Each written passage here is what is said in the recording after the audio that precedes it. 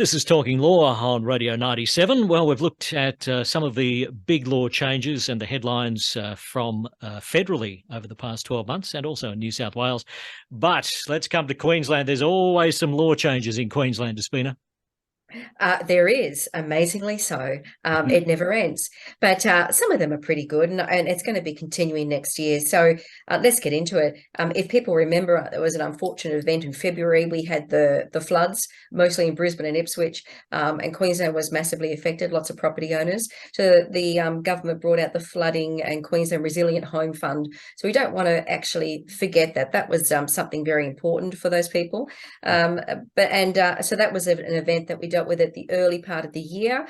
And of course, in January as well this year, the REIQ brought out a new residential contract for houses and units and vacant land in Queensland. And that was significant. And there were some significant changes. So we've had that contract pretty much all year. I can tell you that there's probably, right, without giving too much away, probably a new contract coming out next year, only because we've got new laws coming into force. So next year is going to be so fascinating and interesting for property.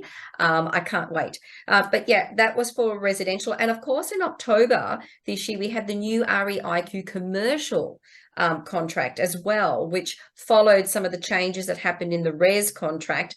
So that was also a significant change and event.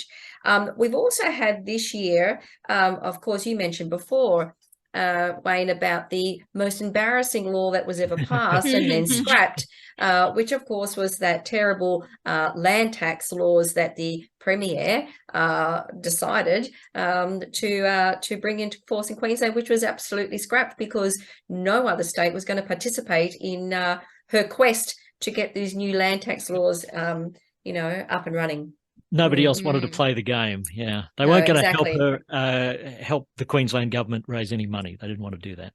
Well, thank goodness, because we've had so many changes this year. We've had how many interest rate changes alone that have affected people, whether they buy property or not, whether they sell, whether they not. And to have this new law coming forth where people were saying, "Oh, I'm not going to buy property now in Queensland." Thank goodness it was scrapped, and let's hope it never comes to bear again. Sees the light of day. So that was interesting, but probably something quite significant that we haven't really touched upon too much because it's still in the makings of the laws being passed is the Property Law Act has been under review for some time, and there's been public consultations issued for many months in the second half of the year. So I'm not saying anything that's that I'm not allowed to say because there's been some public consultations, but I can tell you that that act's been overhauled. It will be radically changed, and next year we'll see that come into effect, and that will actually change quite a few things for people in the property market, for sellers and buyers. There's going to be a new seller disclosure regime. It's massive. So we're going to talk about that quite a bit on air, and I'm going to talk to a lot of agents off air as well to help them through the process because it's really quite radically different to what we do currently now. And I think in some aspects it's going to be quite good. So essentially sellers are going to be having to create much or provide much more disclosure than what they do now about what they're selling. Yeah. So you feel it will be more of a beneficial step for buyers and sellers? I do. There's obviously going to have a flow-on effect and consequences about time-consuming costs associated with doing it, and of course the learning curve. And we're here to help agents through this because we understand, or I do understand, the changes that have happened. So it's critical we all work together on this. But yeah, that's going to be a massive change for next year. I'm looking forward to that. Of course, with the public consultation, we've had the public had their say on whether we should change our sunset laws for off the plan. That's another significant possible change coming up. We've talked about that a lot this year. We're in the very much in the off the plan space, acting for developers and buyers. So we understand the concerns raised by people. We've had a lot of cases this year, of course, as well. And there's still some cases coming out through the courts that haven't been resolved. So it's a very interesting area of law that's going to be evolving next year as well. And also in Queensland, look, we've had some other interesting changes. We've had the new pet tenancy laws that we've talked about. So that's really created a lot of clarity for people in the body corporate space, particularly, and in the tenancy space about they want to have a pet and whether landlords can refuse blanket or not. So there's some significant changes to the laws there that came out. I think it was only 2 months ago we talked about that. Very recent. Yeah. And of course, in Queensland, we've got starting 20th of February next year, the e-conveyancing mandate. Now, that's huge. Yeah, Queensland's finally getting on board with this mandate, which basically means, we've talked about it before, but and we'll recap it again next year when we start in February, but it's a mandate, which means it's compulsory, which means that property transactions must be done electronically. So currently the only platform we have is PEXA, but basically it'll be an electronic authorized platform next year, and that space will be evolving over the next 2 to 3 years to come, because there might be other players in the industry for that. But essentially, for people like you and me, or for the layman people out there, it's going to mean mandatory electronic settlements, and that's really, really fantastic. There are some transactions that can't be on the platform yet. So again, it's still an evolving space. So that's really, really interesting. Look, we've had other cases as well to do a complete shift. Mobile phone usage. We just had that recent case. We talked about mobile phone versus iPod. Yeah. So that was really big, wasn't it? And that's an evolving space as well. So that's right. Yeah. We're likely to see some changes because the Transport Minister has even suggested that there will be changes in the new year to even the definition of what is, in fact, expanding from beyond a mobile phone to other things like iPads, etc., that can take your concentration off while you're driving.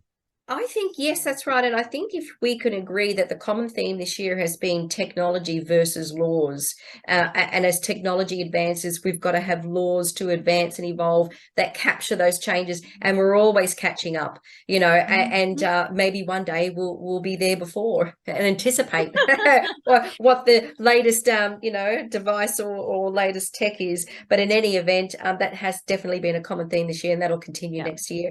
And I suppose to finish off, we can talk about some tips for people out there over the holiday period. The holiday period, we know there's more parties, which means more noise. We know there's more alcohol. And with all of those things come the police and obviously the law that we have to abide by. So, yeah, what are your helpful tips going into this jolly season? I'd like to think all our listeners are law-abiding citizens. Me too. Of course, that can be clouded and made a bit challenging under circumstances where there's alcohol and perhaps some other extraneous sorts of distractions. But in any event, yes, I think those Christmas parties, be careful, particularly also for employers. If it's a work Christmas party, you can't just take your hat off completely. You've got that liability and responsibility towards your employees. We've seen cases this year that have shown that in terms of what can happen at these events where there is alcohol and other influences on people's behavior. Okay, and that's what we're really talking about, social behavior. So be very careful there. That leads me to the next thing about social behavior is, of course, using social media, whether you're intoxicated or not. Hopefully you're not using it whilst you're intoxicated. We don't want that to happen. No, you don't. Or just hide your phone just to be safe. That's it. You don't want to regret it at the beginning of 2023. What did I do there at Christmas time? Exactly. I actually think it's a great idea. Just put the phones away at a party. You'll probably have more fun, and then you won't get done for defamation. You're sweet. Yeah, exactly. You'll just kick yourself the next day, of course, and all those lawsuits start flooding in. But obviously, on a serious note, don't text anything. I think while you're intoxicated, that's the message. Or just be careful. If you're texting friends, you know, that's fine. But if you're going on someone's post and commenting about someone's post while you're intoxicated, big no-no. We do have these defamation laws. They're very real. They've been tested this year, and there'll be more cases next year. So be super, super careful. And of course, I suppose we can talk about, because I'm a pet owner, we've talked about pet ownership and responsibility being over the holiday period. People are going to be out walking their dogs more and other animals on public places. Be super careful about your pet ownership responsibility. We've had dog attacks this year, and we've talked about the laws in relation to that throughout Queensland. So be super, super careful and don't be careless. And everyone's going to be out and about. And you've got holiday makers up here as well. Don't tempt fate. right? Mhm. That's Yep. what I always say. Don't tempt fate. And just as a citizen, of course, you want to be acting reasonably and fairly and nicely to your neighbours, and you want to do all of those good things over the Christmas period. I think that's something to adhere to if you can. All good advice. Thank you, Despina. And that's it for 2022. Okay, well, that's a wrap.